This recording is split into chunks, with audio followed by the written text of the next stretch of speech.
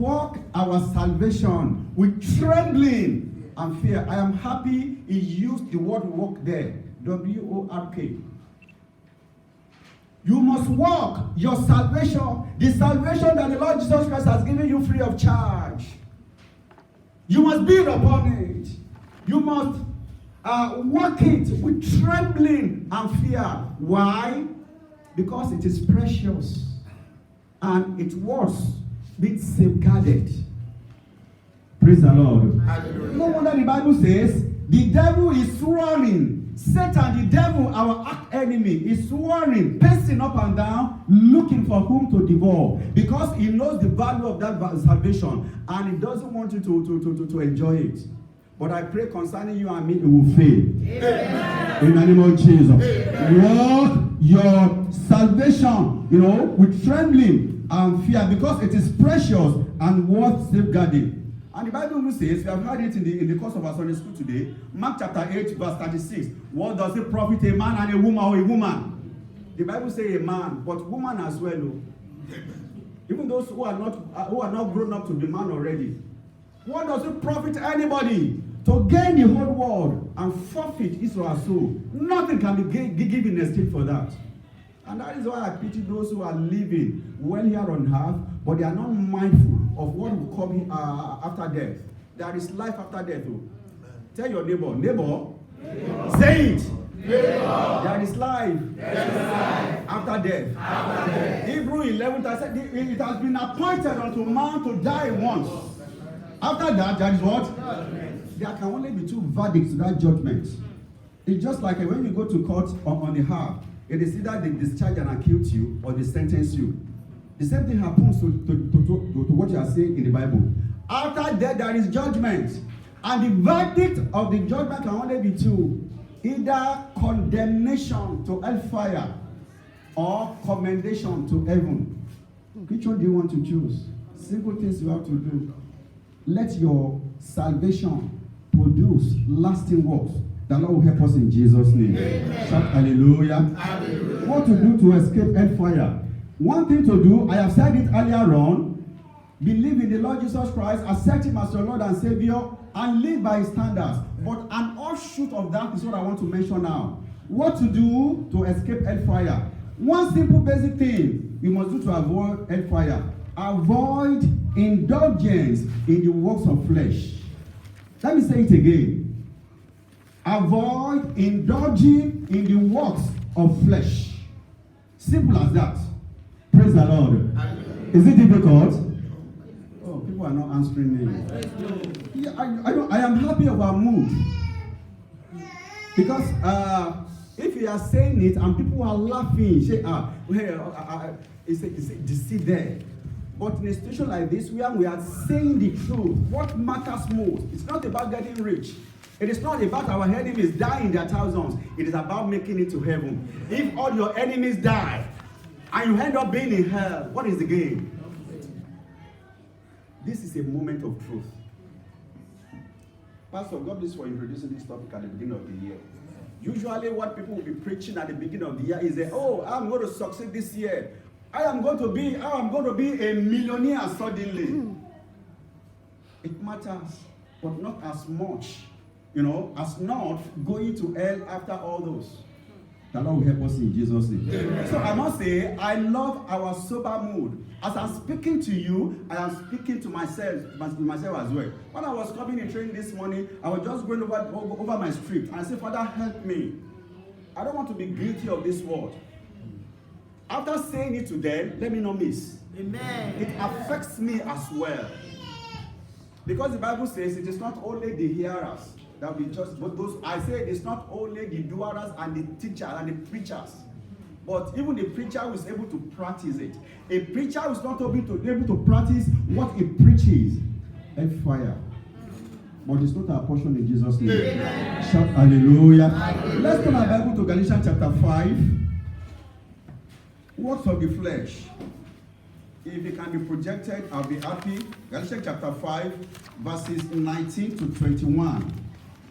There's one simple and basic thing we must do to avoid hellfire. Avoid indulgence in the works of flesh as listed in Galatians chapter 5 verses 19 to 21.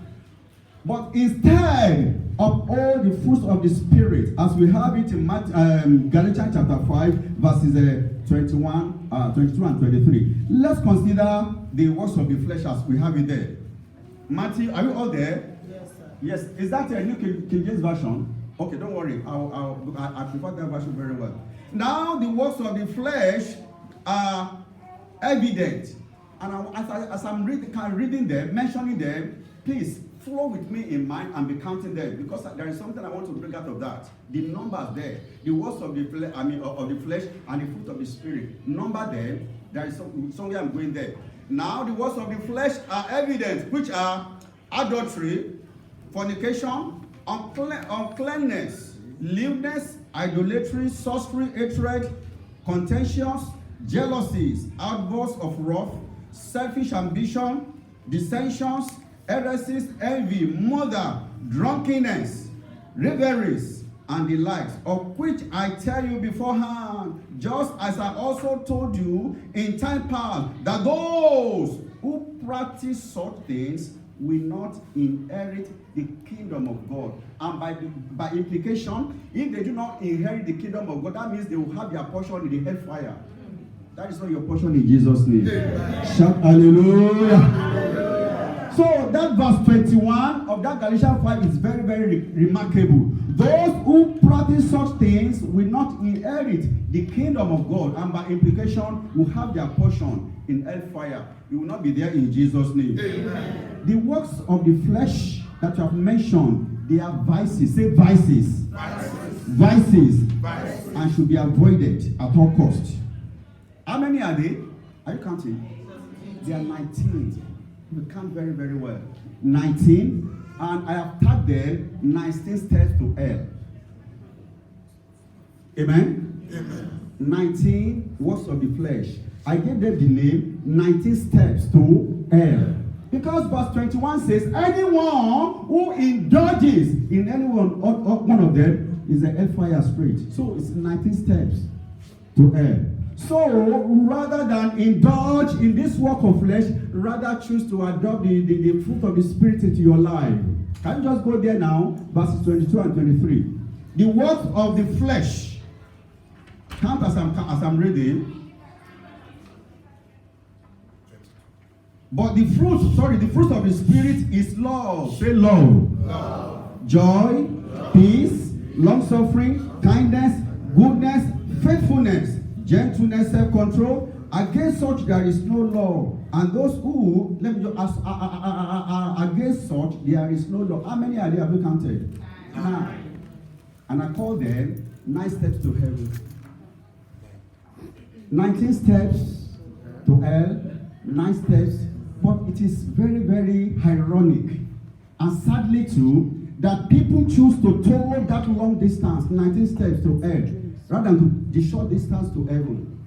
They prefer a long journey to a place of eternal doom and sorrow than to tow a short path to eternal glory and boom.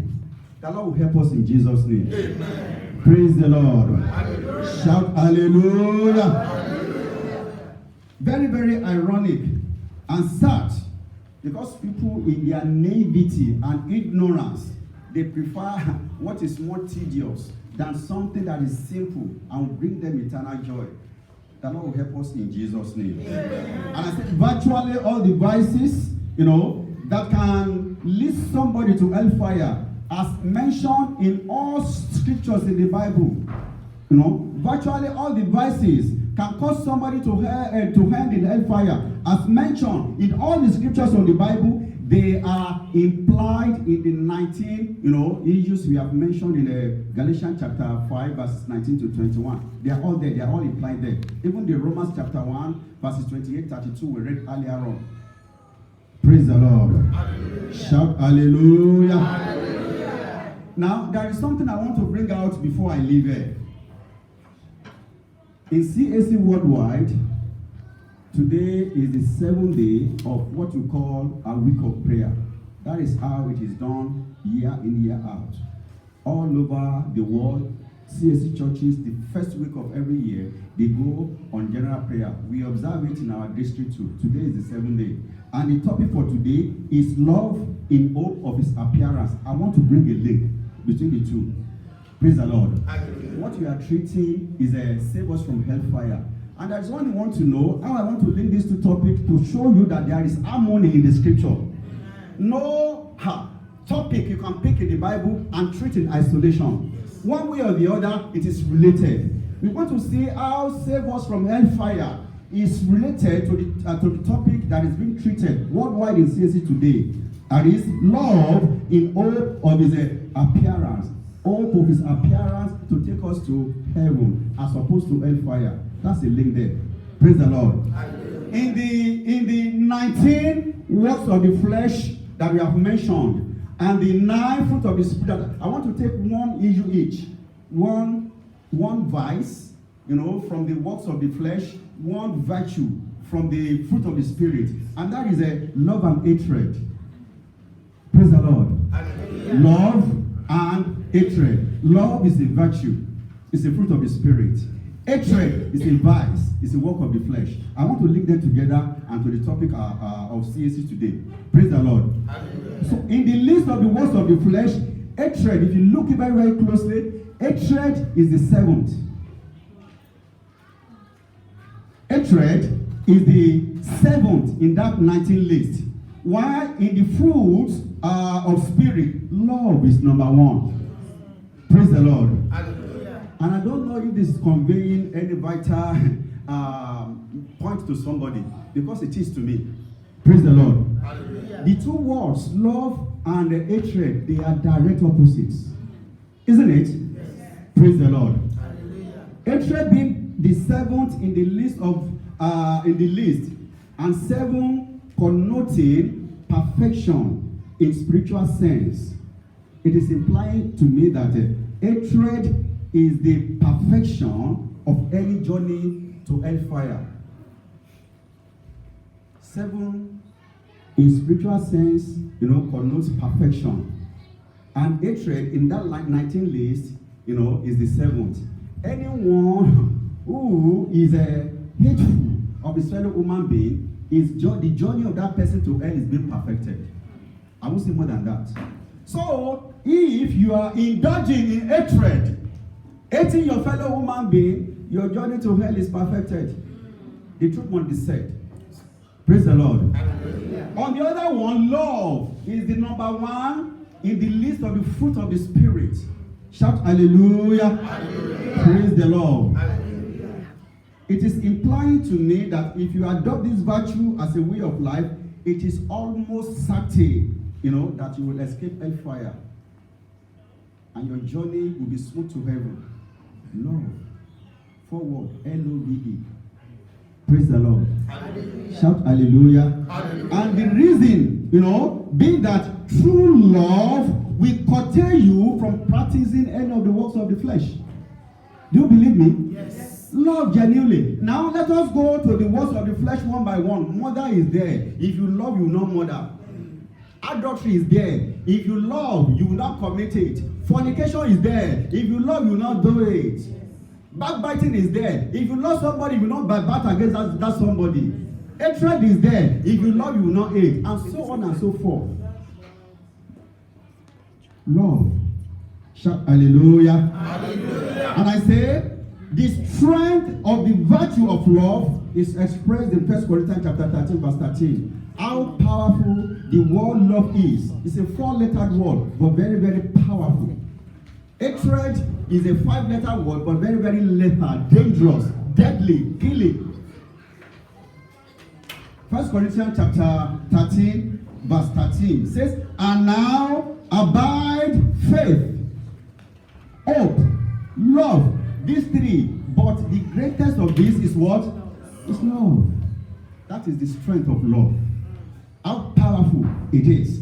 That if you allow genuine love to reign in your life, there is no way you will be tempted to engage in any of the works of the flesh. Amen? Amen. Right?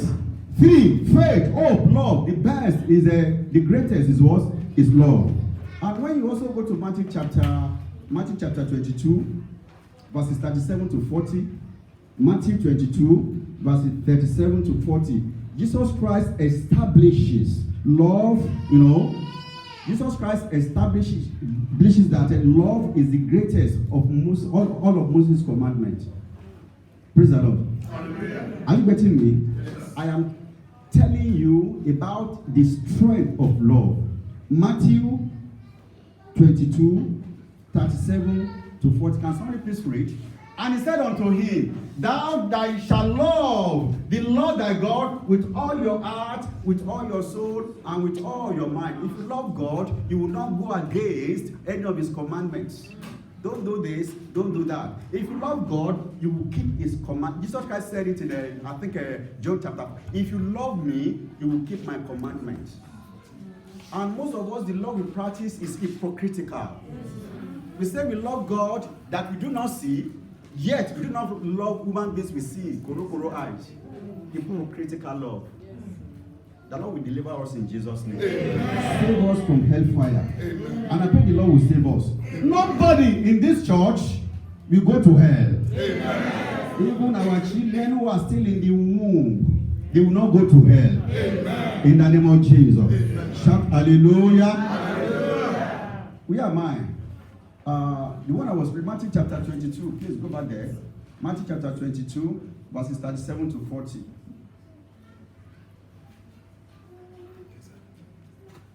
And he said unto him, Thou shalt love the Lord thy God with all your heart and with all your soul and with all thy mind. With all your soul. Yeah, go on, please. And this is the greatest and first commandment. And he will say that all the commandments of Moses, they hang on it. And even the law of the prophets, love. Praise the Lord. Hallelujah. Say it again, love. Love. Praise the Lord. Hallelujah. The Lord help us in Jesus' name. Amen. Before I run, let me just say, anyone who dwells in love has a bright hope of benefiting in Jesus' second appearance. The topic for CSC today, hope in his second appearance. If you dwell in love, not just peripherally, deeply, genuinely, you have a bright hope of benefiting in the second coming of Jesus' appearance. Whoever chooses to imbibe hatred will not miss the glamour and the euphoria of his appearance, but will have his or her portion in life in hellfire, and that is burning with sulfur and brimstone. That is not our portion in the name of Jesus. Amen. Shout hallelujah. Hallelujah. So a simple thing. Love.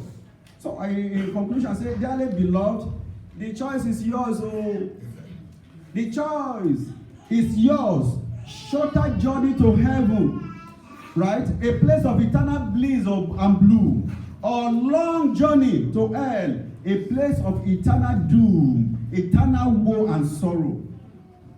But my advice would be to you is to choose the shorter cut to heaven by engaging in the fruit of the Spirit.